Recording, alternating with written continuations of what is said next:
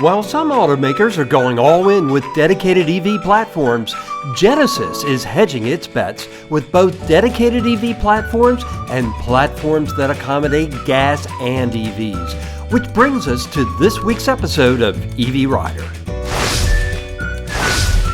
The electrified Genesis GV70 shares its platform with turbocharged 2.5 and 3.5 liter gas versions. From a styling standpoint, it's typical Genesis, including the big front grille. But because this one is an EV, it's solid since there's no need for outlets for a radiator.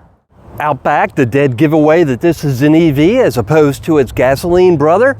Of course, no exhaust. Once you get out on the road, the amount of thought the engineers and designers put into both gas and EV versions quickly becomes clear. One of my favorite aspects of the Genesis is its safety system. So for example, as you can see right now, when I made that right-hand turn, that right-hand side of the gauge cluster turned into a camera mirror. It actually showed me what was on that side of the road, and it gave me a wider view than just my mirror would give me. I found that Genesis, Hyundai, and Kia have perhaps the best implementation in the industry when it comes to side view mirrors. Tesla, by the way, is also very strong in this regard. Tesla, what it does, it puts its side cameras in the main center stack. But what I like about what Genesis did, they put it directly in front of you in your primary field of vision, which I find to be very natural. And I also like the fact that it always aligns to the direction I'm turning. So it picks whichever gauge cluster that I'm turning toward to put it there. So now I'm going to make a left-hand turn. And as you can see, at this point, the left gauge cluster is illuminated with the side view camera.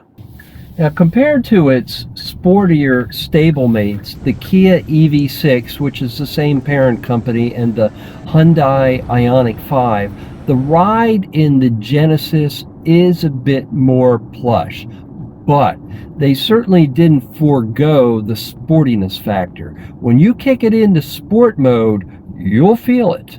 Changing between drive modes is very intuitive. All I've got to do is go down to my main console, and they've given me a physical switch. So I don't need to take my eyes off the road to go hunting on a touchscreen. All I need to do is flick that switch to whatever mode I want, and of course I can see the modes in my dash display. And each mode does have a slightly different display, not a big difference, but the color scheme changes a little bit to go ahead and differentiate the modes. Now, of course, the real payoff is when you're in sport mode and you go ahead and use boost. As you can see in the gauge cluster, the acceleration is more than adequate. Automotive Addicts publisher Malcolm Hogan sums it up. As far as performance goes, it's a very lively vehicle. And it has a little trick feature with the boost mode, which ups the horsepower for 10 seconds. And you can use that as many times as you want, which is kind of neat. But I kind of wish they would have included that as far as being just a drive mode, just get that power all the time. Out on the interstate, you'll find the GV70 is a very comfortable cruiser. It does have a nice driver assist package that includes adaptive control and lane keeping. So for the most part, it is a hands-free system. Although unlike Ford and GM, you do have to put your hand back on the wheel every so often. If you don't, it will nag you to put your hand back on the wheel. But outside of that, it takes the curves just fine. It keeps a nice distance. It accelerates and decelerates no problem. So you can see at the moment I am hands-free, and at this point it has reminded me to go ahead and put my hand back on the wheel. I've just changed lanes and now I'm hands-free again, and will be probably for another maybe 30 seconds, and then it'll remind me that I should put my hands back on the wheel again for just a bit. One thing that I really enjoy about the GV70 is its heads-up display, and I would imagine it's probably pretty washed out in the action cam, but right now it's showing me all the information that I would want. It's showing me my speed, what my adaptive cruise control is set at. It's showing me my lane keep, and one of the things that I really like, I have a pickup truck that's passing me right now, and I know that by looking at my heads-up display. It has actually shown me that truck that just passed, put a series of red semicircles in the left lower corner to indicate where my vehicle was coming in my blind spot. So I'm going to see that happen again. I'm sure I have an 18-wheeler coming up, and boom, there it is. The 18-wheeler is going through my blind spot right now, but it's showing me the 18-wheeler right on the heads-up display. So right now, I'm going right below the speed limit, but if I punch it, see if you can hear this. Now, I had to let off the speed pretty quick because I don't want to go too fast, but you got the idea. Now, you'll see also just how intuitive this car is. I'm not taking my eyes off the road, but I am just glancing ever so slightly as I use the jog wheel to go ahead and navigate. Now I'm turning up my volume, and I didn't have to use the touchscreen for any of that, which I personally find to be much better than, for example, needing to go all the way over here. It works, it's available, but I much prefer using the jog wheel. And it all starts with the entertainment display. So as you can see, it gives you a map, it gives you a nice little sky, and it even gives you a little nod to the old TV show Knight Rider. If you look really closely, you can see there's a whoosh, whoosh, whoosh, whoosh going back and forth. To use it, it's very intuitive. You have both a touch screen, you have a jog wheel, and you have physical controls. So it quickly becomes muscle memory. So to go into the main menu, all I need to do is turn my jog wheel, and as you can see, I'm in the main menu now. Navigation, nice large map as you would expect. And it's very simple to go back. It's got a nice big back button. The sound system in this car is very impressive. As you would expect in a car of this caliber, it does have satellite radio. It also has a very nice implementation of HD radio. And another nice thing about it, it does give you multiple options to adjust the volume.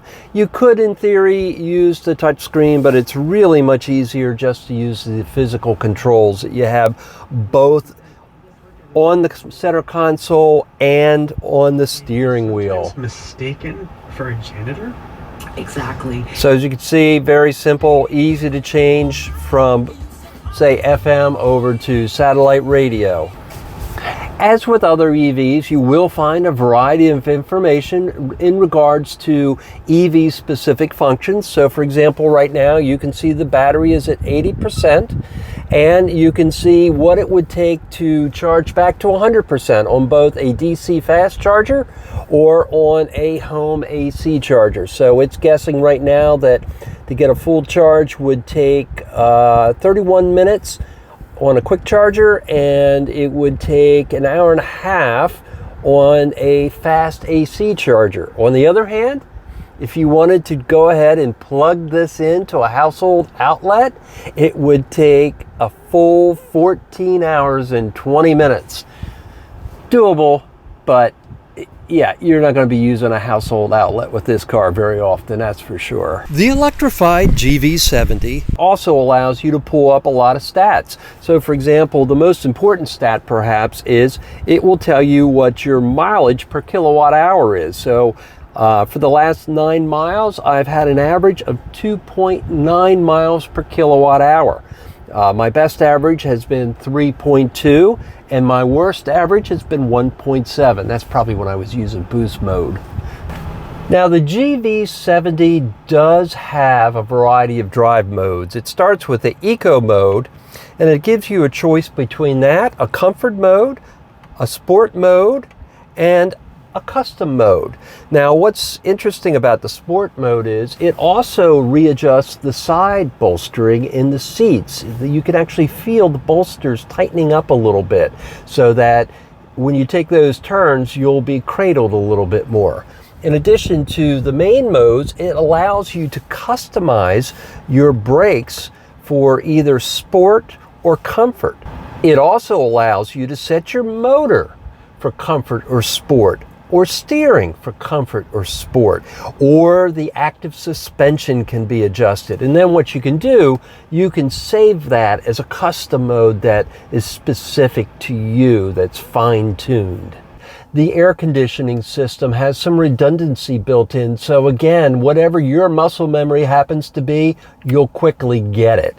So you've got your traditional knobs here to raise and lower your temperature. You can use this touch screen to raise and lower the fan, but you'll notice you also have a display in the main dash. So for example, if I wanted to, I could go up to the main dash to upper or lower the temperature if you do prefer a touch screen to physical controls. A lot of cars have ambient lighting at night these days, but the GV70 takes it to the max. So as you can see here, you can go ahead and customize your light shows, so to speak. So at the moment, I've got it on aquamarine white, but I could turn it to all kinds of different colors, as you can see from this display. So I'm going to go ahead and set it on emerald blue green, because I kind of like that color. Now, if you don't prefer the light show, you can, of course, dim this as well. Now, the rear passenger area is certainly deserving of the term luxury. It starts with a window shade that, of course, you don't see in too many mid-range cars. That's usually reserved for upper-range cars. Then something else that's fairly unusual is we have a reclining rear seat. And we've got a nice LED readout for individual air conditioning controls, and we've got multiple USB ports for everybody. Then, of course, you've got the same nice brushed nickel finish in the back and the same type of upholstery. The electrified GV70 is likely to attract electric SUV shoppers that are also considering SUVs from the likes of Cadillac and BMW, Mercedes, and Tesla. And while it certainly competes in terms of handling, acceleration, luxury, and price, where it does fall short is range. Malcolm elaborates. I notice it's a very cohesive package, together as one electric vehicle. The only downfall is the range, 236 miles. I just don't think that's quite enough to be competitive, especially with the price point of this one, this being the fully loaded Prestige model. The overall look is very conservative, which a lot of drivers will appreciate. It's also very practical with a rear power hatch, quick release fold down seats, and 57 cubic feet of storage with the rear seats flipped down. The electrified GV70 does have a frunk, but it's one of the smallest you'll find anywhere. Now you can go ahead and fit in your charging cable. It also comes with a tire mobility kit, or you could take those things out and maybe fit something like a laptop in it, but that's about all. Another nice thing about the Genesis, it gives the user the option of how they want their regen and their acceleration to behave. It has paddles here up on the steering wheel, and what you can do, you can increase the level of regen, or you can decrease the level of regen. And basically, to put that in old school terms, it sort of feels like upshifting and downshifting. So in a case where it makes more sense to coast, you go ahead and you just basically use your paddle to go ahead and go and coast. But on the other hand, if you're coming up to a traffic light, in that case, you would go ahead and go the other direction. So I'm going to go ahead and quote downshift, so to speak. I'm adding more and more regen gradually. Now I added a little too much, so I'm going to go ahead and ease up on it a little bit. And as I near the light, I will go ahead and increase that regen as opposed to using my brake. And as experienced EV users know, of course, every time you use your regen, you're feeding energy back into the battery. You're using your motor to slow down as opposed to the friction brakes of the car. Now, as is the case with most EVs, this one is heavy. It tips the scales at over 5,000 pounds. When it's time to head to a DC fast charger, you'll see a relatively fast fill-up. Car and Driver went from 10 to 90% of charge in 24 minutes, averaging 166 kilowatts. I like that they put the port up front. Because that means, of course, you don't need to back into any charging stations, and if you're towing something, you're able to pull right in. Speaking of towing, the electrified GV70 has a 3,500 pound tow rating. So to sum it all up, this is one luxurious, fun, and practical SUV. If you've enjoyed this episode of EV Rider, please go ahead and give it a like so I can bring you more adventures in EV motoring, and we'll see you again soon.